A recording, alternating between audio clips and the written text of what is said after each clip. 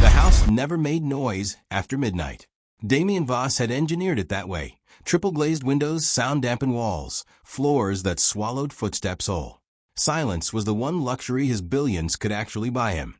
And at 3 a.m., wide awake as always, he moved through it like a man patrolling the inside of his own skull. Sleep hadn't visited in years. Control had taken its place. Then the silence broke. A sound drifted from the east wing, soft, unhurried, almost careless. Humming. He stopped mid-step, jaw tightening. Ready to fire whoever had violated the one rule that mattered most in this house. He followed it toward the kitchen, where the new maid stood with her back to him, hands moving over polished marble, utterly unaware she'd done anything at all. She wasn't humming static or nonsense. She was humming a melody. His melody.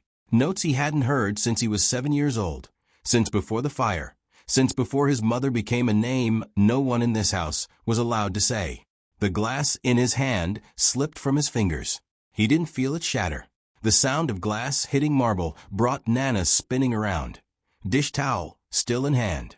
Mr. Voss stood in the doorway, looking like he'd seen something rise out of the floor. She'd been warned on her first day about the rules of this house. No music, no radio, no phones playing anything with sound, not even in the staff quarters. She'd assumed it was some rich man's eccentricity, like the temperature-controlled wine cellar or the elevator that required a fingerprint. She hadn't realized the rule extended to her own voice. "I'm sorry," she said, already reaching for a broom. "I didn't realize I was." "Where did you learn that?" His voice came out flat, stripped of the polish she'd heard him use with his assistants on the phone that morning. "Learn what, sir?" "The song. The one you were just humming." He hadn't moved from the doorway. His eyes hadn't left her face. Nana searched her memory, genuinely confused. She'd been humming without noticing, the way she always did when her hands were busy, a habit, not a performance. "I don't know. I've just always known it, since I was a child."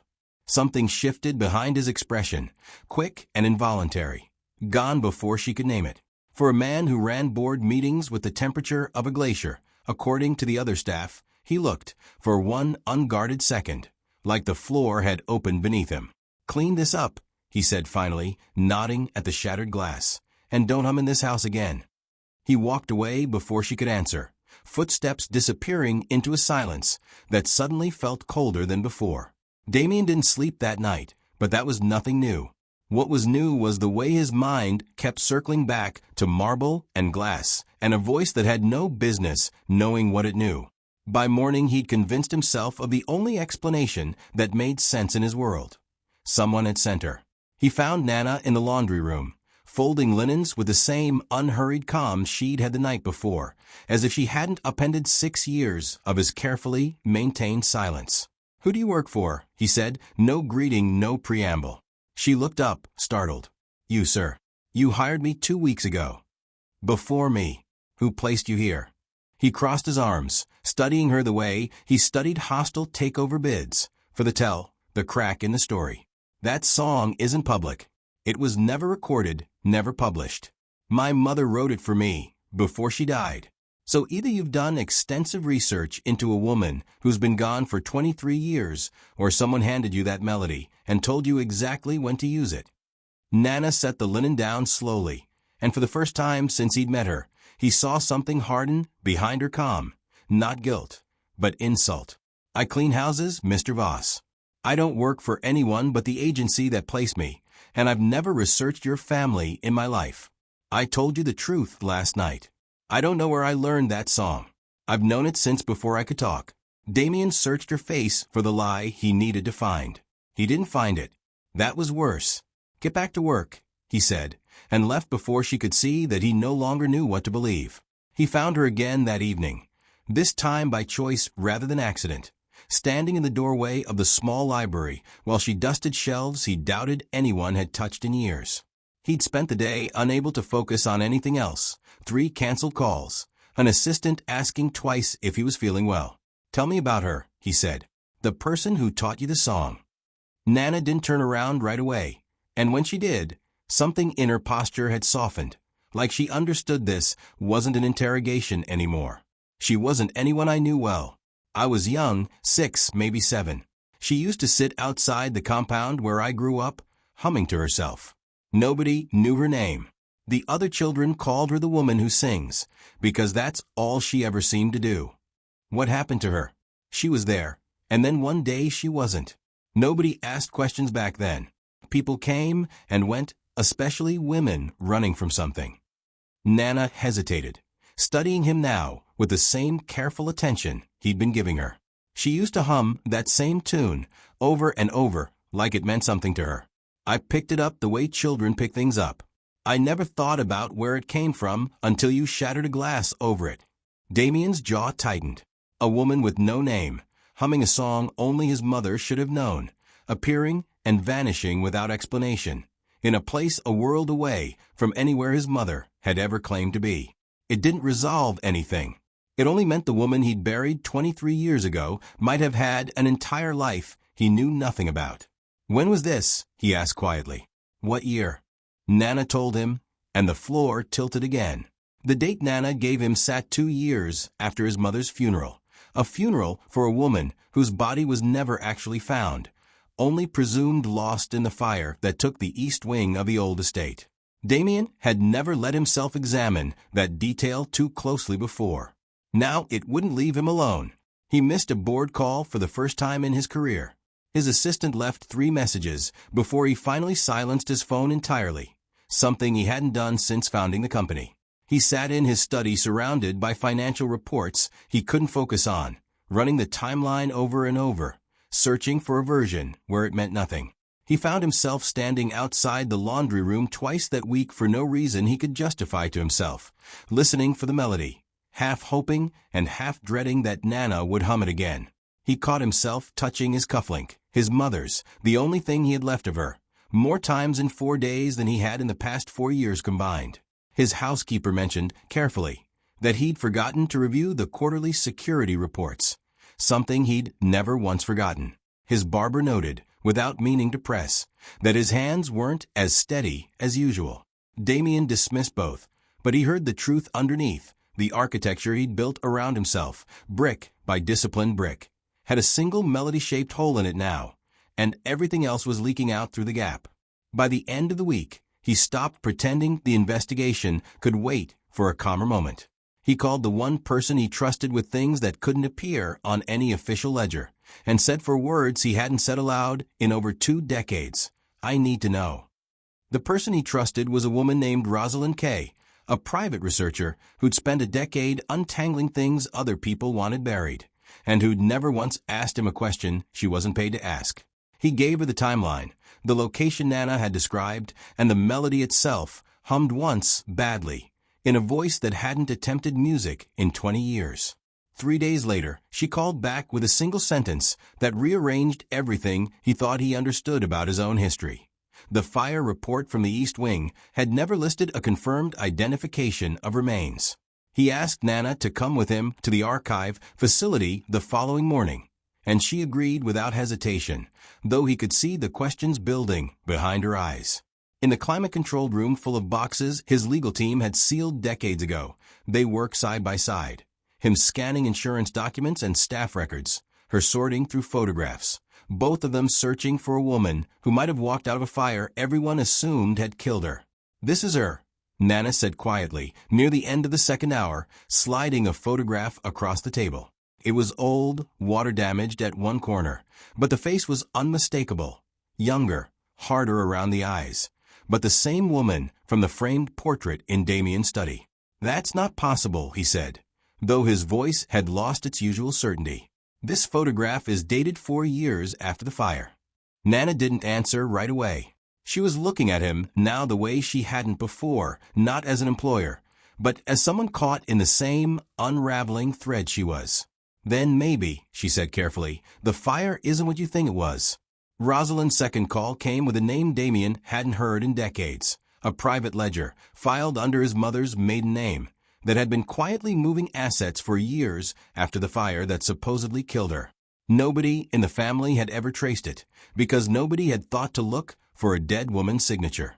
He and Nana sat with the documents spread across the archive table, piecing together a version of his mother he'd never been permitted to know. Weeks before the fire, Vivian Voss had liquidated a set of holdings tied to a business partner Damian's father trusted completely, a partner whose name kept surfacing beside irregularities Rosalind flagged as deliberate. Falsified inspections, buried safety violations, money moved through shell accounts to keep regulators quiet.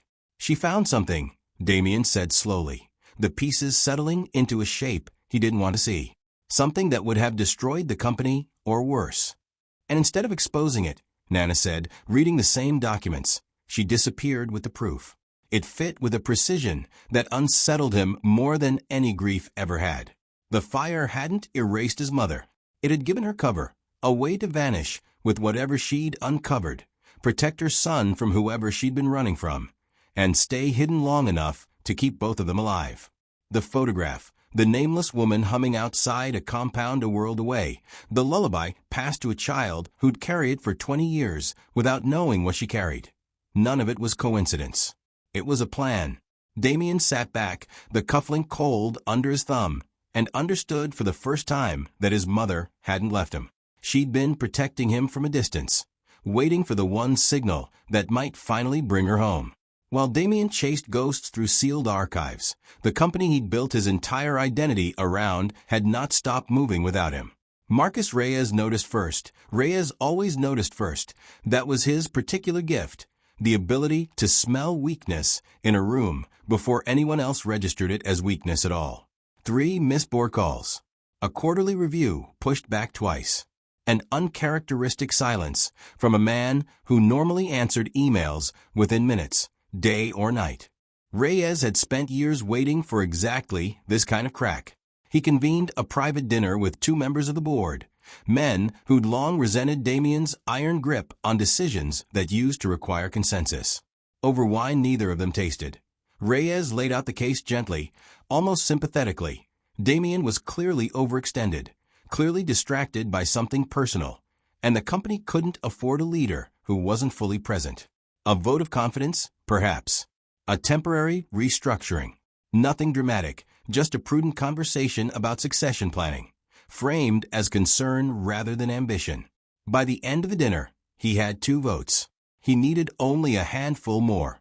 At the same time, quieter men on his payroll were already asking different questions, not about boardroom leverage, but about the new maid in Damian Voss's house, the one who'd apparently sent him into a private tailspin no press release could explain. Reyes didn't yet know what she meant to Damian, but he understood, with the instinct of a man who'd built his career on other people's blind spots, that whatever had cracked Damian open was worth finding and worth controlling. He picked up his phone and made 1 call. "Find out who she is," he said, "and find out fast." Nana noticed the car first, parked across from the agency's office 2 mornings in a row, engine idling, no one getting out. She told herself it was nothing, the kind of nothing that came from spending too many nights buried in old fire reports with a man convinced his dead mother might be alive. But the second morning, the man in the car photographed her as she walked to the bus stop, and nothing stopped feeling like nothing after that. She told Damian that evening, expecting reassurance. Instead, she watched his face go through something colder and faster than fear. "Someone's tracking your movements," he said, already reaching for his phone. "How long?" 2 days. "Maybe longer, I just noticed." He made 3 calls in front of her, each one shorter and harder than the last, canceling her scheduled shift for the rest of the week, arranging a driver she hadn't asked for, moving her into a guest suite in his own house without asking whether she wanted that either. She should have objected. Instead, she found herself grateful and unsettled by how quickly he'd rearranged his entire household around her safety. "This is Reyes," Damian said quietly, more to himself than to her. "He's found the one thread that could actually unravel everything I own, and instead of coming at me, he's going to come at you." "Then let him," Nana said. "You've spent your whole life keeping people out. You can't protect the truth about your mother by hiding again." Damian looked at her for a long moment, the old instinct to retreat visibly warring with something newer, less familiar. "No," he said finally. "This time, I'm not hiding anything. Or anyone." The east wing had been left untouched for 23 years, a burned shell behind the main estate that no one entered and no one discussed. Damian walked into it now with Nana beside him and Rosalind's final report in his hand, the one that led them exactly here, to a fireproof vault his mother had built into the foundation before the flames ever touched the walls. Reyes arrived 20 minutes later, alerted by the same paid eyes that had tracked Nana, expecting to find scandal he could leverage.